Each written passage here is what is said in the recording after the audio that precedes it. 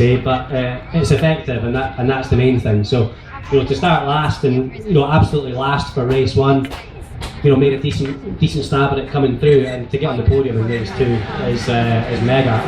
I've got to say I did spend half the last lap just chuckling to myself because it was a bit cartridge. Well, it was absolutely splendid, because I'll tell you, we were watching that. What a race that was! It was just, it all fell into our hands, but there was all sorts of shenanigans going on with Matt and Jason again. What was that? What's your perspective on that? Yeah, I mean, it kind of played into my favour and Tandy Jordan's favour from the Pertec team as well. But Jason was obviously carrying success ballast from winning race 1. Matt wasn't, so Matt found a little bit of pace. And Jason's been around this game a long time, and he was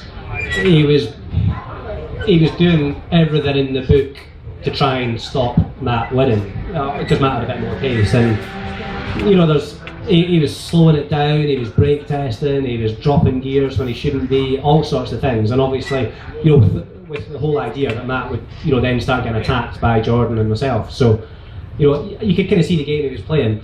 And yeah, Matt and Jason don't really like to give each other any room on track, and they kind of went through that again. But you got to say fair play for Matt for actually having to go to try and win it. Well, I think big round of applause to this guy. He's just finished second, and Matt, because he did really well. Really, really cool.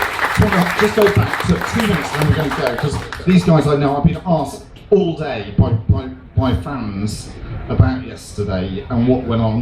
Because you were coming around here and there was a mini explosion and then a lot of flames and all sorts of things, and you decided that you were going to get your car back to your team, didn't you?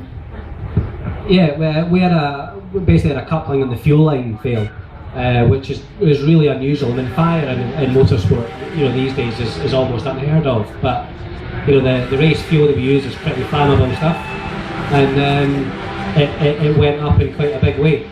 And but I knew if I stopped on track, then I would just have nothing of a car left. So the flames were kind of licking up the sides. It looked dead spectacular. It got a little bit warm in there, to say the least. But I managed to get it up the pit lane before bailing out, and got the extinguishers on it to kind of save my weekend. Because if I hadn't got there, then there would have been nothing left of the car at all. And those guys at Honda US Racing Team Dynamics, turned your car around in under 2.5 hours, and what sort of mess was it in? Well, 2.5 hours is a bit quick. They didn't quite get that.